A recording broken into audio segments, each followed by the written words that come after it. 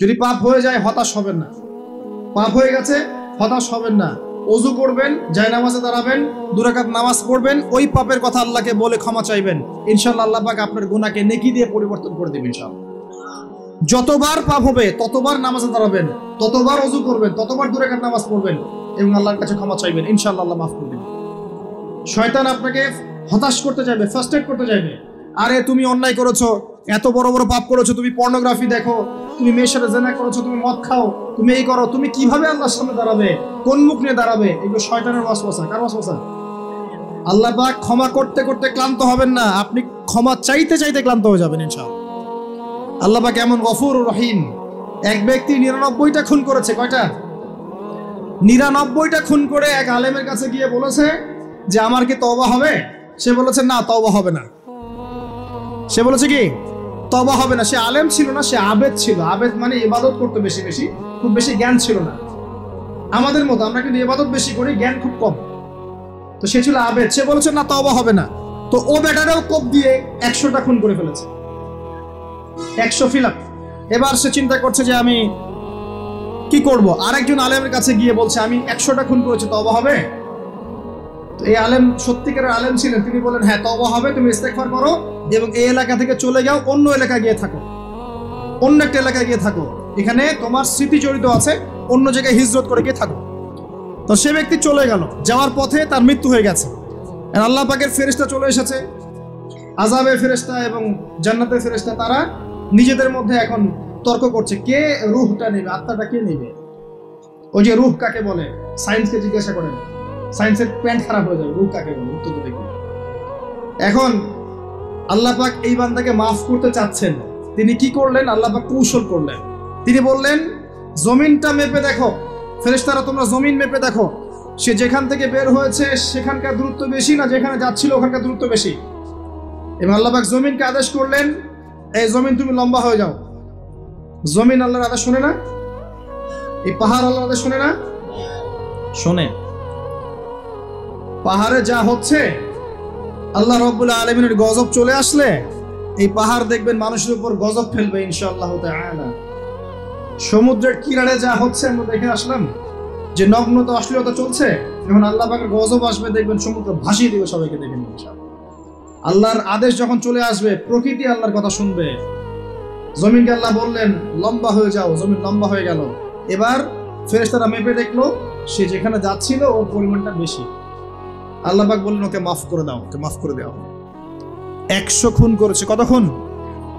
এটা বলে আপনাকে আমি খুন করতে উৎসাহিত করছি না, কথা কি বুঝতে পারছেন? আমি আপনাকে খুন করতে উৎসাহিত করছি না, আমি বলছি আল্লাহ পাকের দয়া এত প্রশস্ত যে আপনি পাপ করলে হতাশ হবেন না, হতাশ হয়ে যাবেন না। এমন অনেক পাপ করে ফেলেছে আল্লাহ মাফ করবেন এমন চিন্তা করবেন। আরেক ব্যক্তির ঘটনা আছে, এগুলো কিন্তু গল্প না, এগুলো বনী ইসরাইলের কাহিনী, সত্যিকারের ঘটনা। আরেক ব্যক্তি এত বেশি পাপ করেছিল যে নিশ্চিত যে আমি মারা গেলে জাহান্নামে যাব। এখন সে মওতের আগে তার সন্তানদেরকে বলছে যে আমি মারা গেলে আমার লাশটাকে পুড়িয়ে ফেলবা, লাশটা পুড়িয়ে ফেলে অর্ধেক ছাই বাতাসে ভাসিয়ে দিবা, অর্ধেক ছাই সাগরে ভাসিয়ে দিবা, অর্ধেক ছাই বাতাসে উড়িয়ে দিবা, অর্ধেক ছাই সাগরে ভাসিয়ে দিবা। সন্তানরা তাই করলো। আল্লাহ পাক সাগরকে বললেন ছাই জমা করে দাও, বাতাসকে বললেন ছাই জমা করে দাও। এরা ছাই জমা করে তাকে আবার পুনরুত্থিত করা হলো। এবার আল্লাহ জিজ্ঞাসা করছেন তুমি এই কাজটা কেন করেছিলে, বলো এই কাজ তুমি কেন করেছো? সেই ব্যক্তি বলছে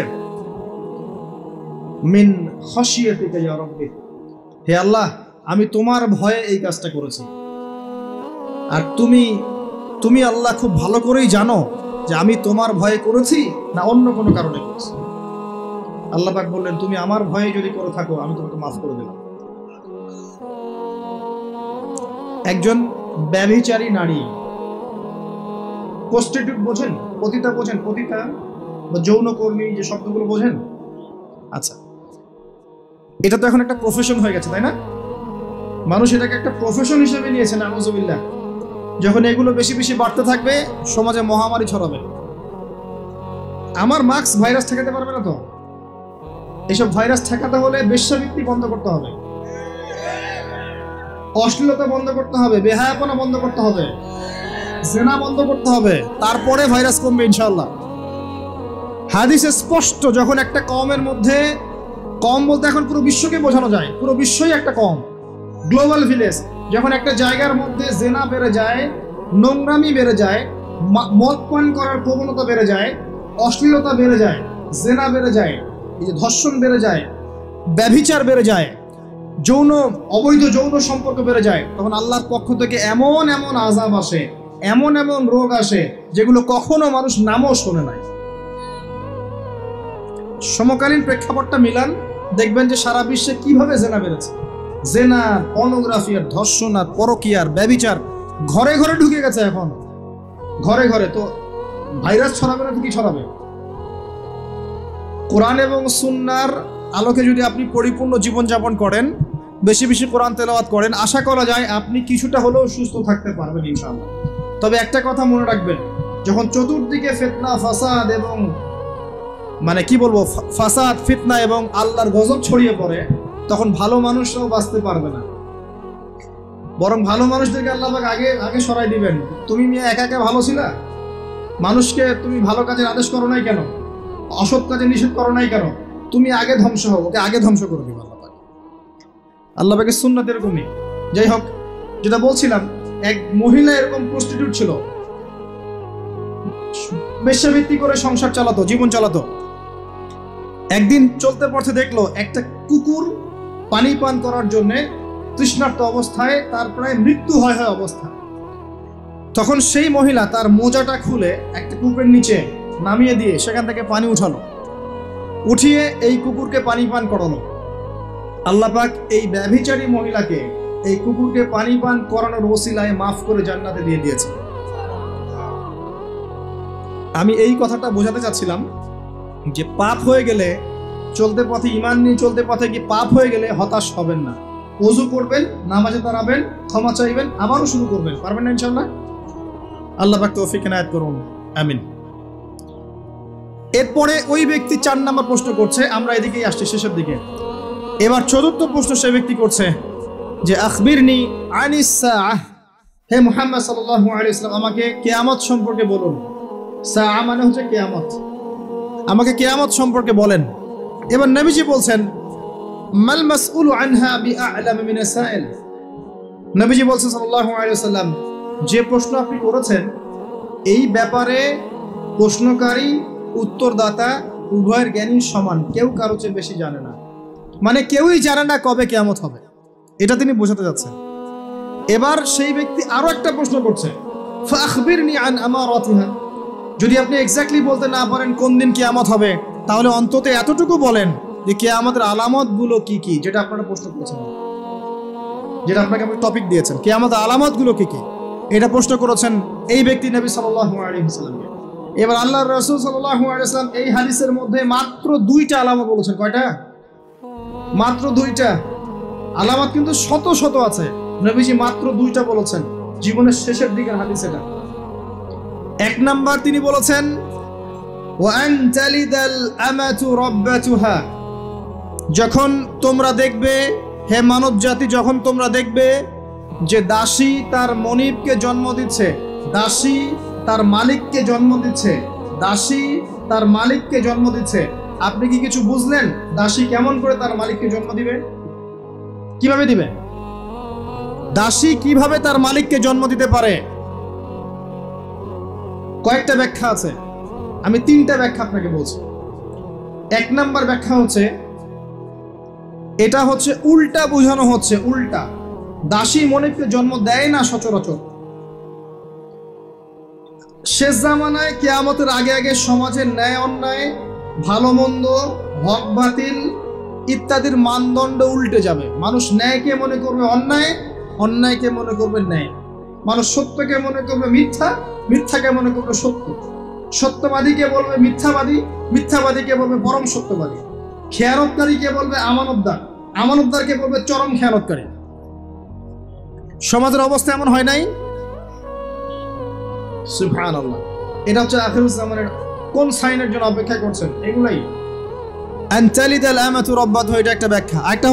আরেকটা ব্যাখ্যা হচ্ছে পিতা মাতার সাথে দাস দাসীর মতো আচরণ করা হবে। এটা হচ্ছে না এখন? এটাও শেষ জামানা হাদিসে এসেছে যে মানুষ সম্পত্তির জন্য পিতাকে হত্যা করবে, সন্তান সম্পত্তির জন্য মাকে হত্যা করবে, ভাই ভাইকে হত্যা করবে, বোন বোনকে হত্যা করবে এবং প্রতিবেশী প্রতিবেশীকে হত্যা করবে। এই পরিস্থিতি নাই ভাই? দেখতে পান না চারপাশে? এগুলো দেখার জন্য কি খুব বেশি ডিগ্রি সার্টিফিকেটের দরকার আছে? অনেক বড় আলেম হওয়ার দরকার আছে? দুই চোখ দিয়ে দেখতে পারেন না? পিএইচডি করার দরকার আছে? আপনি এমনি বুঝতে পারবেন, যদি আপনার মধ্যে সামান্য পরিমাণ দুর্গসিত থাকে আপনি বুঝতে পারবেন। এটাই হচ্ছে সমাজের সিচুয়েশন। যেই মায়ের পায়ের নিচে জান্নাত, সেই মাকে এখন সম্পত্তির জন্য হত্যা করা হয়। যেই বাবার সন্তুষ্টিতেই সন্তানের জান্নাত, ওই বাবাকে বৃদ্ধাশ্রমে রেখে আসা হয়। ওই যে লাইভে এসে আত্মহত্যা করে যায় মানুষ, সুবহানাল্লাহ সুবহানাল্লাহ। যেই বাবা মা সারাটা জীবন নিজে খেয়ে না খেয়ে সন্তানকে লালন পালন করে, শেষ মাসে সেই বাপ মাকে দেখার কেউ থাকে না। নিজে যখন হাঁটতে পারতো না, বাবা ওর হাত ধরে হাঁটায়। বাবা যখন হাঁটতে পারে না, বাবার হাতে একটা লাঠি ধরা দেয়, ও হাত ধরে হাঁটাতে পারে না। সন্তান হিসেবে আমরা এখন অপদার্থ, নোংরা প্রজন্ম, এই যে বুদ্ধি প্রতিবন্ধী টিকটক প্রজন্ম। না জানে বাপের সম্মান, না জানে মায়ের সম্মান, না জানে বাপ কি জিনিস, না জানে মা কি জিনিস। যাদের বাবা মা নাই তারা জানে বাবা মা কি জিনিস। আমাদের মধ্যে যাদের বাপ মা মারা গেছে তারা জানে বাপ মা কি জিনিস, যাদের বেঁচে আছে এরা জানে না। নবী সাল্লাল্লাহু আলাইহি ওয়াসাল্লাম বলেছেন, ওই ব্যক্তির জন্য ধ্বংস যে ব্যক্তি পিতা মাতাকে পেয়েছে, তাদের খেদমত করে জান্নাত লাভ করতে পারে নাই। এই ব্যক্তির জন্য চরম ধ্বংস। পিতা মাতাকে কষ্ট দিয়েন না। মায়ের প্রসব বেদনার একটা সেকেন্ডের ঋণ আপনি শোধ করতে পারবেন না। লুকমান আলাইহিস সালাম তার সন্তানকে বলছেন, ইয়া বুনাই লা তুশরিক বিল্লাহি ইন্নাশ শিরকা লাযুলমুন আযীম ওয়া ওয়াসাইনাল ইনসানা বিওয়ালিদাইহি হুসনা। তোমার পিতামাতার সাথে ভালো আচরণ করো। হামালাতহু উম্মুহু ওয়াহনান আলা ওয়াহন। তোমার মা তোমাকে কষ্টের পর কষ্ট লালন করে সহ্য করে এই যে প্রসব করেছে। ওয়াফিসালুহু ফি আমাইন, 2 বছর দুধ পান করিয়েছে। এই ঋণ শোধ করতে পারবে কেউ? আল্লাহ পাক আমাদেরকে বোঝার তৌফিক দান করুন। আল্লাহ পাক আমাদেরকে পিতামাতার খেদমত করার তৌফিক দান করুন, আমিন। আনতালিদাল আমাতু রাব্বাতুহা, দাসী মনিবকে জন্ম দিবে মানে দাস দাসীর মতো আচরণ করা হবে পিতামাতার সাথে। এটা এখনকার সাইন। আপনি এই বিশ্বের দিকে তাকান, দেখেন কি হচ্ছে। আরেকটা ব্যাখ্যা কি হতে পারে, এটা আমি এখন করতে পারবো। এই ব্যাখ্যা আজকে থেকে 500 বছর আগে করা সম্ভব ছিল না। সত্যি সত্যি দাসী মনিবকে জন্ম দিবে। কিভাবে? মনে করেন একটা রাষ্ট্রের নাম সিঙ্গাপুর। কি নাম? আচ্ছা, ওইখানকার মেয়েরা খুবই আধুনিক, ফেমিনিস্ট। ফেমিনিস্ট মানে হচ্ছে নারীবাদী। নারী পুরুষের কোনো ভেদাভেদ নাই, কাঁধে কাঁধ মিলিয়ে সব করবো, ওকে ফাইন। এখন তারা তাদের কেরিয়ারের পিছনে ছোটে। সকালবেলা উঠেই জব এবং চাকরি, কেরিয়ার ইত্যাদি ইত্যাদি। বিয়ে শাদী করেছে, ফর্মালিটিস করতে হয়। কেউ কেউ আবার ওই লিভ টুগেদার থাকে, কেউ কেউ মেয়ে মেয়েকে বিয়ে করে ইত্যাদি ইত্যাদি। কেউ ছেলে ছেলেকে বিয়ে করে, এমনও চলছে এখন আর কি। তো কেউ কেউ আবার ভুল করে বিয়ে করে ফেলেছে। এখন সন্তান হয়ে গেছে, একটা সন্তানকে তো মানুষ করার সুযোগ নাই, সন্তানকে ডে কেয়ার সেন্টারে দিয়ে এসেছে। আবার কারো কারো সন্তান নেয়ার মতো সময়ই নাই, ক্যারিয়ার নিয়ে ব্যস্ত। কথা বুঝতে পারছেন? সন্তান 7 মাস 9 মাস পেটে ধারণ করব, আবার এই সিজার বা নর্মাল ডেলিভারি, আরো 2 বছর কষ্ট ইত্যাদি ইত্যাদি।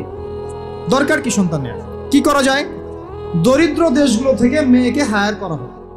যেমন দরিদ্র দেশ মনে করেন যে আমাদের ধরেন মালদ্বীপ বা আমাদের শ্রীলঙ্কা বা আমাদের আফগানিস্তান বা আমাদের অন্যান্য যেগুলো দরিদ্র কান্ট্রি, ইন্দোনেশিয়া থেকে বেশি নেওয়া হয়, যেগুলোর মাথা পিছু অনেক কম।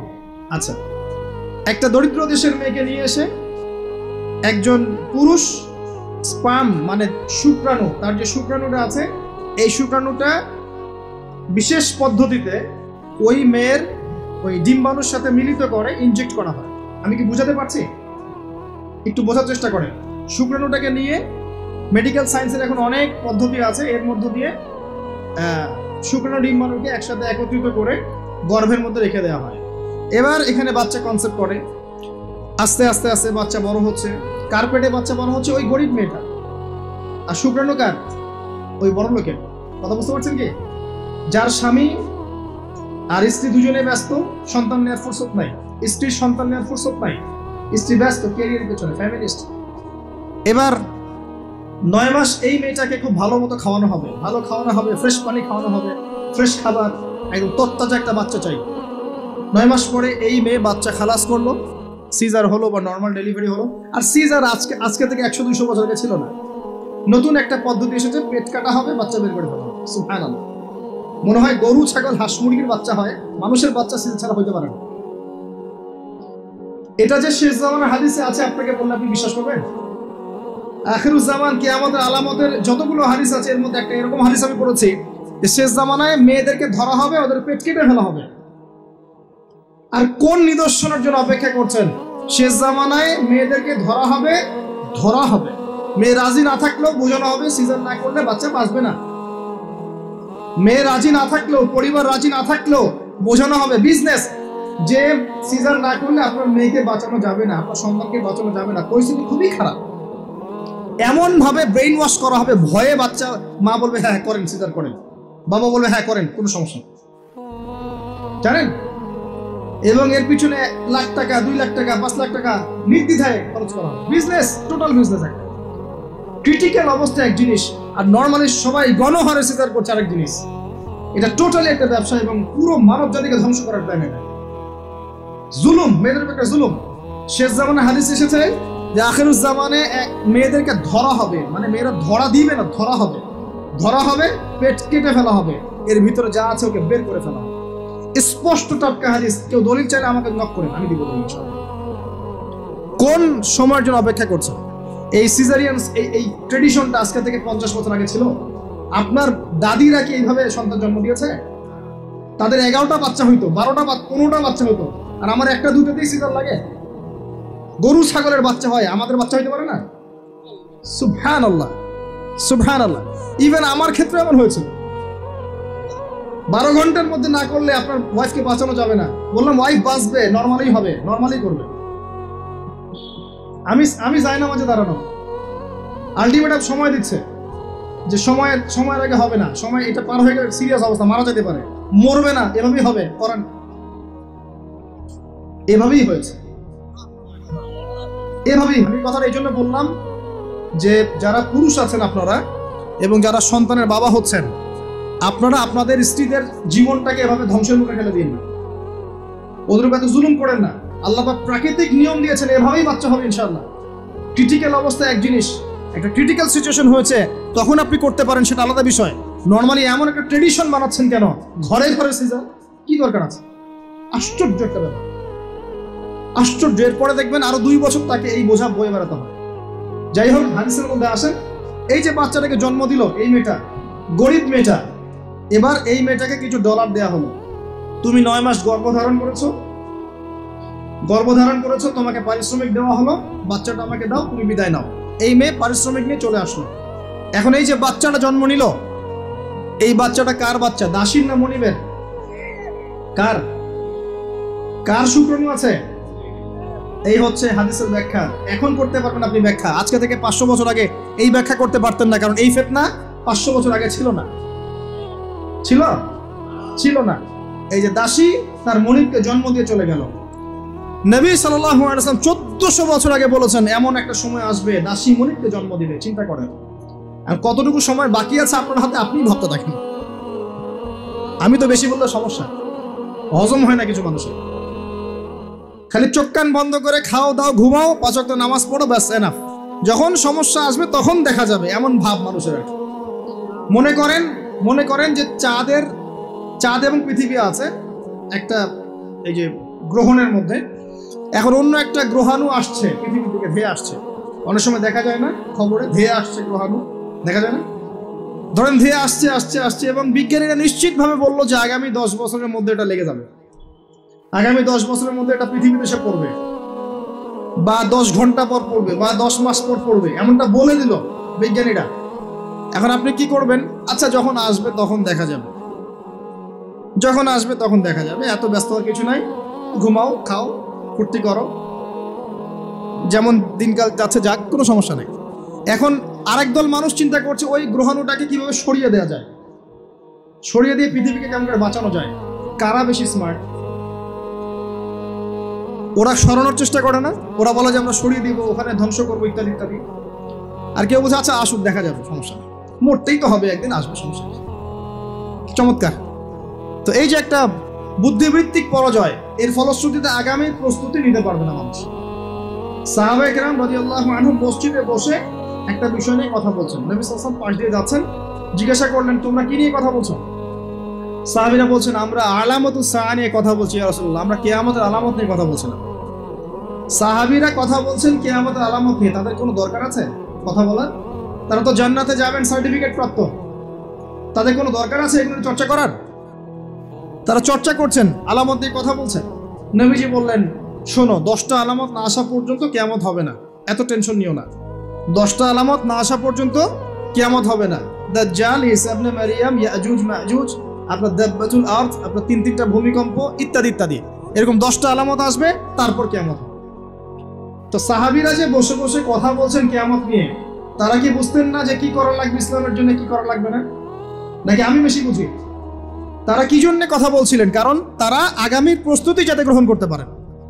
কেউ যদি মৃত্যুর আলোচনা করে, পরকালের আলোচনা করে, শেষ জামানের কথাবার্তা বলে, আলোচনা করে, এটি কি এই কারণে যে মানুষ হতাশ হয়ে বসে থাকবে, নাকি এই কারণে বরং তারা আরো উজ্জীবিত হোক এবং সময়টাকে কাজে লাগাক, আগামীর দিনগুলোকে ইবাদত করে কাটিয়ে দেয়? কোনটা উদ্দেশ্য? উদ্দেশ্য কোনটা? কিছু মানুষকে বোঝানো যায় না, কারণ লাহুম কুলুবুন লা ইয়াফকাহুনা বিহা, কলব আছে উপলব্ধি করে না। ওয়ালাহুম আযানুন লা ইয়াসমাউনা বিহা ওয়ালাহুম আ'য়ুনুন লা ইবসিরুনা বিহা উলাইকা কাল আনআম বাল হুম আদাল ফাউলাইকা হুমুল গাফিলুন। আমার আগের যে লেকচারার ছিলেন এই আয়াতটাকে তেলাওয়াত করেছেন না? শুনেন, আমি শুনছিলাম ওখান থেকে। তো এই ব্যক্তি জিজ্ঞাসা করছেন কিয়ামতের আলামত বলেন। নবীজি দুইটার মধ্যে একটা বললেন, এটা দাসী তার মনিবকে জন্ম দিবে, যেটা আপনি এখন দেখতে পাচ্ছেন। 2 নাম্বার তিনি বলছেন, লিসেন, এই হাদিসে এটাই লাস্ট। 2 নাম্বার তিনি বলছেন ওয়ান তারাল হুফাতাল উরাতাল আলাতা রিয়া আশ-শাই ইয়াতাতাওয়ালুনা ফিল বুনিয়ান। যখন তুমি দেখবে যে সমাজের সবচেয়ে দরিদ্র শ্রেণীর মানুষ, যাদের পায়ে স্যান্ডেল ছিল না এবং গায়ে কোনো জামা ছিল না, পায়ে স্যান্ডেল ছিল না, কত দরিদ্র চিন্তা করেন, গায়ে জামা ছিল না, কত দরিদ্র চিন্তা করেন, এরা ইয়াতাতাওয়ালুনা ফিল বুনিয়ান, উঁচু উঁচু অট্টালিকা নির্মাণের প্রতিযোগিতা করবে। প্রতিযোগিতা, কম্পিটিশন। নির্মাণ করবে এটা বলা হয়নি, কম্পিটিশন করবে। তোমার 10 তো আমার 15, তোমার 15 আমার 20, তোমার 100 আমার 200, কম্পিটিশন করবে। আজকে থেকে 200 বছর আগে পৃথিবীর দিকে তাকান, পৃথিবীর এই প্রত্যেকটা শহর, বড় বড় নগরগুলোতে এত উঁচু উঁচু কনস্ট্রাকটিভ বিল্ডিং ছিল, এই প্রতিযোগিতা ছিল। সুবহানাল্লাহ। আর কোন সাইনের জন্য অপেক্ষা করছেন? এখন আপনাকে বলি, যে ব্যক্তির পায়ে স্যান্ডেল নাই, গায়ে জামা নাই, সে কিভাবে এটা করতে পারে? উত্তর দেন, কিভাবে সম্ভব বলেন? কে বলছেন? এক ভাই বলছেন সুদ। এক্স্যাক্টলি রাইট অ্যান্সার, সুদ। আপনি যান, সুদি লোন নেন, বিল্ডিং তোলেন এবং সারা জীবনের ঘানি টানতে থাকেন, লোনের ঘানি টানতে থাকেন, প্রতিযোগিতা করতে থাকেন। সুদের মধ্য দিয়ে বড় লোকের কোনো ক্ষতি হয় না, বড় লোক আরো ধনী হতে থাকে, সুদের মধ্য দিয়ে দরিদ্র আরো দরিদ্র হতে থাকে। ব্যাংক ওই যাকে লোন দিয়েছে ওর রক্ত চুষবে, আর এ যে লোন নিয়ে বাড়ি করেছে এ ভাড়াটিয়া রক্ত চুষবে, আর ভাড়াটিয়া ভাড়া দেওয়ার জন্য দুর্নীতির আশ্রয় নিবে, অসৎ পথে যাবে, সমাজের কাঠামোটা কলাপ করে দেবে। একটা প্রবলেমের সাথে আরো অনেক বিষয় জড়িত থাকে। 1 নাম্বার হচ্ছে রিবা, যার মধ্য দিয়ে এটা করা সম্ভব। আর 2 নাম্বার হচ্ছে কি? আত্মসাৎ। অন্যের সম্পদ অন্যায়ভাবে আত্মসাৎ করতে পারলে আপনি রাতারাতি এই পর্যায়ে যেতে পারবেন ইনশাআল্লাহ। অন্য পদ্ধতি আছে? একজন মানুষ হালাল খেয়ে হালাল পথে থেকে খুব সহজ এরকম 10, 20, 50 তলা বিল্ডিং করা খুব সহজ? এত সহজ না, এত সহজ না। এই হাদিসে নবী সাল্লাল্লাহু আলাইহি ওয়াসাল্লাম এই 2টা আলামত বলেছেন। অন্যান্য হাদিসগুলোতে তিনি আরো অনেক কথা বলেছেন। ফর এক্সাম্পল, আমি কয়েকটা বলে শেষ করছি, বড় বড় কয়েকটা বলছি। ফর এক্সাম্পল, শিরিক বেড়ে যাবে। কি বেড়ে যাবে? শিরিক বেড়ে যাবে। ভণ্ড নবীদের আগমন ঘটবে, সময়গুলো সংক্ষিপ্ত হয়ে আসবে। একটা বছর একটা মাসের মতো চলে যাবে, একটা মাস একটা সপ্তাহের মতো চলে যাবে, একটা সপ্তাহ একটা দিনের মতো চলে যাবে। সময় কি দ্রুত যাচ্ছে না? আপনি কি বুঝতে পারছেন সময় দ্রুত যাচ্ছে? চাঁদ দ্বিখণ্ডিত হয়ে যাবে। চাঁদ কিন্তু দ্বিখণ্ডিত হয়ে গেছে, চাঁদ দ্বিখণ্ডিত হয়ে গেছে। সূরা কমারের 1 নম্বর আয়াত পড়ে দেখেন। বেশি বেশি আল্লাহর গজব আসবে, মহামারী আসবে, ঝড়, জলোচ্ছ্বাস, প্রাকৃতিক দুর্যোগ বেশি বেশি আসতে থাকবে এবং এমন এমন সব রোগের আবির্ভাব ঘটবে যেগুলো কখনোই ছিল না পৃথিবীতে। এইডসের নাম মানুষ আগে শুনেছিল? HIV-র নাম মানুষ শুনেছে? এখন এইসব যে ভাইরাস চলছে এগুলোর নাম আগেকার জেনারেশন শুনেছিল কখনো? এর পরে যেগুলো আসবে সেগুলো আমরাও শুনি নাই, আমাদের পরের প্রজন্ম শুনবে। এটাই শেষ না, আরো আসবে। নবীজি আরো বলে গেছেন, বেশি থেকে বেশি মানুষ সুদ খাবে। যে ব্যক্তি সুদ থেকে দূরে থাকতে চাইবে তার গায়েও এসে সুদের ছিটা ফোঁটা লাগবে। মুসলিমদের মধ্যে বিভক্তি বেড়ে যাবে, আপোষে হানাহানি কাটাকাটি বেড়ে যাবে, হারাজ হত্যাকাণ্ড বেড়ে যাবে। এত বেশি হত্যাকাণ্ড হবে যে মানুষকে হত্যা করছে ও জানবে না কেন হত্যা করছি, যে নিহত হবে সেও বুঝবে না কেন আমাকে মারা হবে। প্রথম বিশ্বযুদ্ধের ইতিহাস একটা লেকচারে বলেছি, সেকেন্ড ওয়ার্ল্ড ওয়ারের ইতিহাসটা বলেছিলাম। এগুলো দেখেন সারা বিশ্বে কত মানুষকে মারা হয়েছে বিগত শতাব্দীতে, 100-150 বছর দেখে নেন। হারাজ হত্যাকাণ্ড, প্রচুর হত্যাকাণ্ড। প্রথম ওয়ার্ল্ড ওয়ারেই মিনিমাম 3 থেকে 4 কোটি মানুষকে মারা হয়েছে। দ্বিতীয় ওয়ার্ল্ড ওয়ারে 7 থেকে 8 কোটি মানুষকে মারা হয়েছে। সামনে যেটা আসবে ওখানে দেখবেন পৃথিবীর 1/3 মানুষই শেষ। অপেক্ষা করতে থাকেন।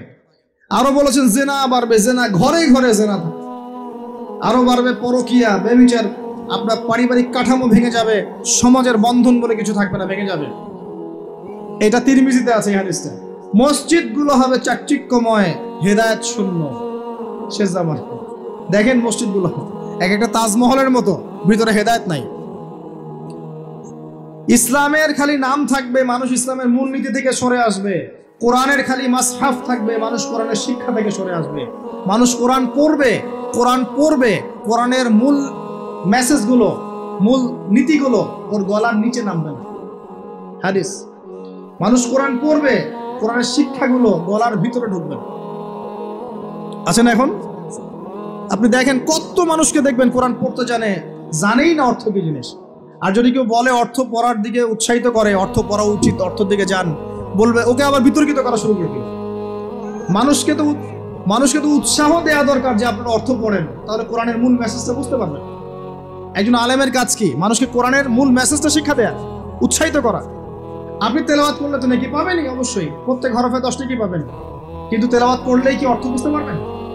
অর্থ না বুঝলে কি ভিতরের কথাগুলো হজম করতে পারবেন, শিখতে পারবেন? এটা বোঝার জন্য কি লাগে ভাই?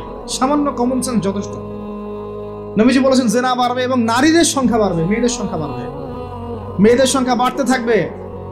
এমন একটা সময় আসবে প্রত্যেক একজন পুরুষের জন্য 40 জন মহিলার দায়িত্ব চলে আসবে। স্ত্রী না ভাই, এত খুশি হওয়ার দরকার নেই। স্ত্রী কথা বলা হয়নি।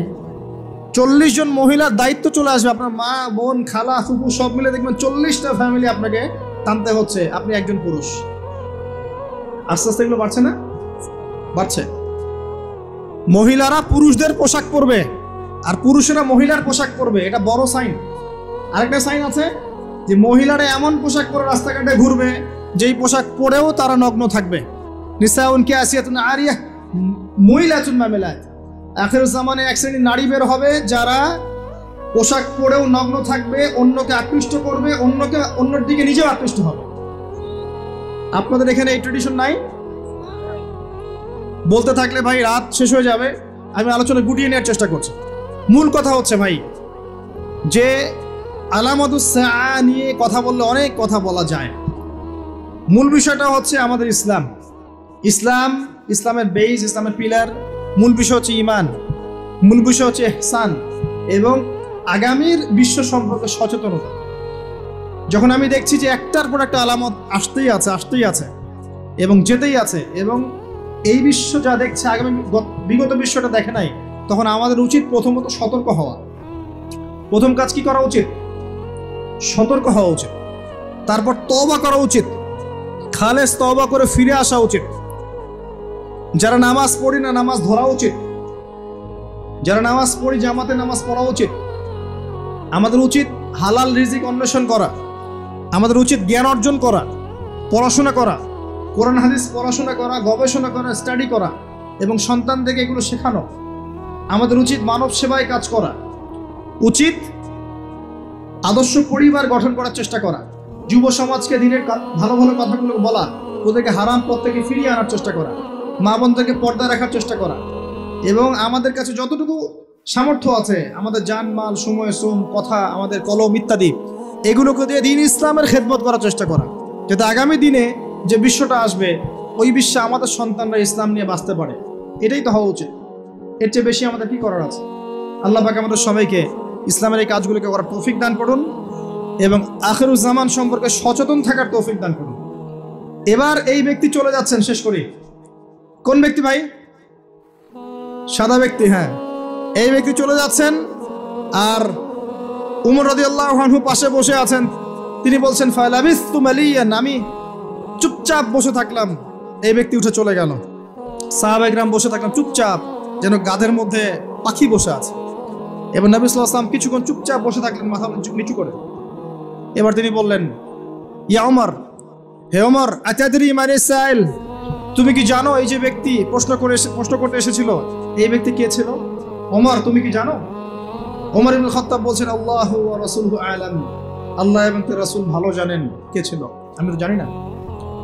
তখন নবী সাল্লাল্লাহু আলাইহি ওয়াসাল্লাম বলছেন, ইন্নাহু জিবরিল, এই ব্যক্তি ছিল জিবরাইল আলাইহিস সালাম। সুবহানাল্লাহ। আতাকুম ইউআল্লিমুকুম দীনাকুম, তিনি এসেছিলেন তোমাদেরকে তোমাদের দ্বীন ইসলাম শেখাতে। কি জন্য এসেছিলেন? প্রশ্নোত্তরের মাধ্যমে তোমাদেরকে তোমাদের দ্বীন ইসলাম শেখাতে এসেছেন। জিবরাইল আলাইহিস সালাম মাটিতে এসেছেন, মানুষের রূপ ধরে। পৃথিবীতে ইতিহাসে একবারই তিনি জনসমক্ষে এসেছেন, সবার সামনে মানুষের রূপ ধরে। অন্য সময় জনসমক্ষে আসেন নাই। নবী সাল্লাল্লাহু আলাইহি ওয়াসাল্লামের কাছে একা একা এসেছেন, কিন্তু সবার সামনে পাবলিকলি একবার এসেছেন। এই হাদিসটার নাম হাদিসে জিবরিল।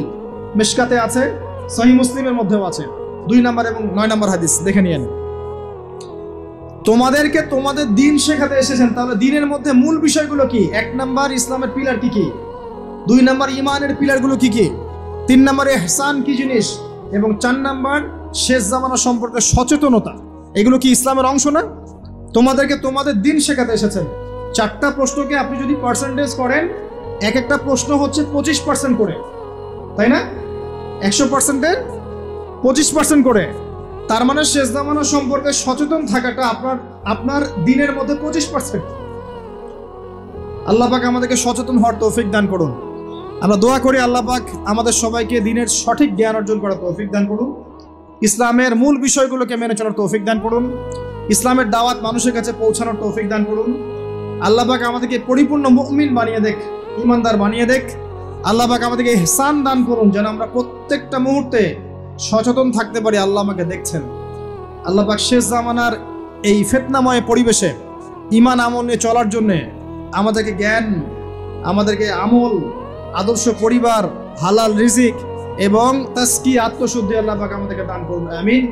আকুলু কওলি হাযা আস্তাগফিরুল্লাহ লি ওয়া লাকুম ওয়া লিসাইল মুসলিমিন। বারাকাল্লাহু লানা ওয়া লাকুম বিল আয়াতিল হাকীম। ইন্নাহু তাআলা জাওয়াদুন কারীম ওয়া রাউফুর রহিম।